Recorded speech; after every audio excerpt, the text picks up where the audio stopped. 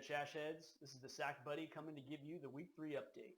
In this episode, we're going to cover all the games. I have a league PSA. I give out 2 more awards, and I fight off a staph infection, all the while trying to be less monotone. I'm here with a quick PSA for the Chashheads. This overlooked aspect of fantasy football is something that we don't typically take advantage of, and that's trades. With us being already about 1/4 of the way through the fantasy football season, we already have owners that have players on their teams that they don't want to look at anymore, and they are willing to trade. So when it comes to trades, I have 2 tips for you. Tip number 1, there are always going to be people that are nervous about the assets that they have, and you can buy distressed assets usually for cents on the dollar. This means that there's a player that's been underperforming. Maybe you should reach out to that owner and see if you guys could come up with a likely trade. Because if they're getting nervous about their player, there's a chance that they'll start to... So they're sitting there and they're panicking. They're screaming, sell, sell! Because they don't want to lose all their money, right? They're out there panicking right now. I can feel it. They're out there. They're panicking. Look at them. Okay, tip number 2. Know who you're negotiating with. There are certain players in our league or certain owners in our league that no matter what you do, they will not negotiate and trade unless you do something first.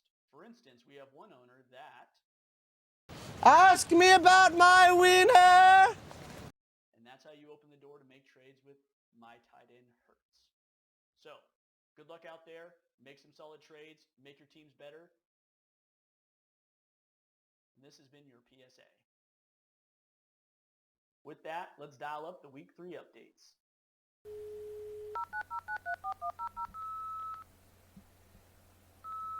Game 1. For our first game, we have Silver and Black Lives Matter versus Donkey Nation. Both teams entered the tilt 2-0, undefeated, one coming on much stronger than the other, although. On Silver and Black Lives Matter side of the ball, well, his defense didn't put up 40 points this week, so his score was much more pedestrian, much more in line with the rest of the league. On an upside, it looks like your tight end is going to be enjoying passes from Danny Dimes for the foreseeable future. It's looking a little bit brighter in New York, aside for Wayne's team, but we'll get to that later. On the other side of the ball, we have Donkey Nate Shun. I now know his name, being that he is one of 2 teams that is undefeated still. With that said, he also is the recipient of our first award this week, and that award is the William Wallace Award.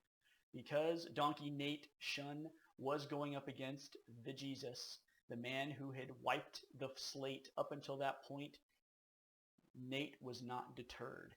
He still decided to put in his best lineup and charge forward. And with that, this is what he met him with.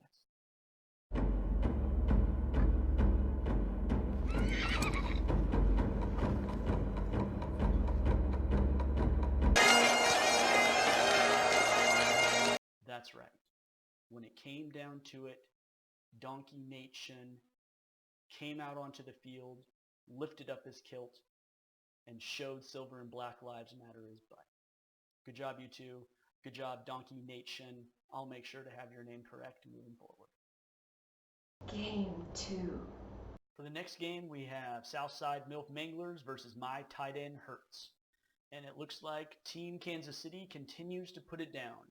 Outside the exception of Darren Waller, who is turning out to be a very nice surprise on the Raiders, and your Bears defense, who did go up against the Washington Redskins and Case Keenum, which is basically a give me for any defense. Outside of those, basically Kansas City is who won the game for you. On the other side of the ball, my tight end Hurts. Yeah, your team just got unlucky. Put down some respectable points. Unfortunately, it just wasn't enough to overcome. Good news is, though, I am willing to make some trades, and I'm willing to... Ask me about my winner! Good job, you two, this week. Hopefully you'll have a little bit better luck next week, my tight end Hurts. Game 3. In the next match, we have the early season Toilet Bowl. Both teams entering the tilt winless on the season. Although at the end of this game, we knew that we weren't going to have a tie. So, number 1, Gretzky. Man, I'm sure you're feeling it today after seeing what happened to Square on Barkley. Oh, hell no! Yep, Unfortunately, he looks like he is going to be down for a number of weeks, 6 to 8. And, well, You guys suck. yeah. And if you don't do something soon, or if you don't heed the PSA that I did at the beginning of the video, you are going to be dealing with on the other side of the ball. Gonzo, your 2 tight end experiment continues to work out, or it looks like it worked out at least this week. Kels is amazing. George Kittle is still underperforming a little bit. Again, willing to make some trades. Good game, you two. Game 4. This next match, we have Zero Lux Given versus the Sack Daddy. Zero Lux Given enters the match heavily favored and leaves the tilt being our only other 3-0 team. He is definitely a force to be reckoned with and is the recipient of my next award. This is the Mickey's TKO Award.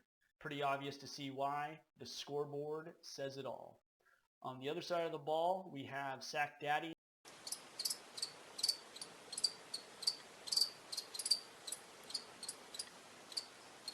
Game of the week.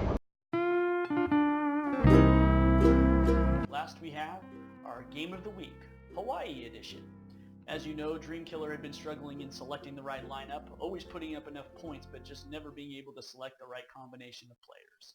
So this time he head out west and went to Hawaii, where he could have heavy doses of Mai Tais and ocean water on the brain when he selected his lineups.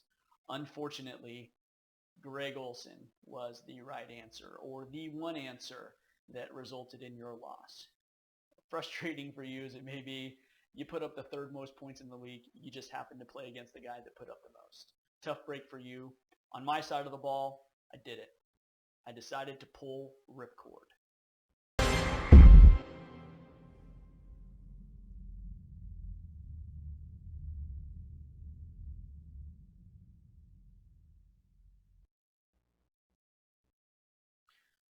The unfortunate thing is, Dreamkiller, as you know, as we've played many, many years of fantasy football together, this means I have blown my wad. I have nothing else. I put everything I had into this match, and unfortunately from here on out, my team is going to crumble. I hit the trifecta as far as all bonuses this week. My team put up the most points. My wide receiver crushed it.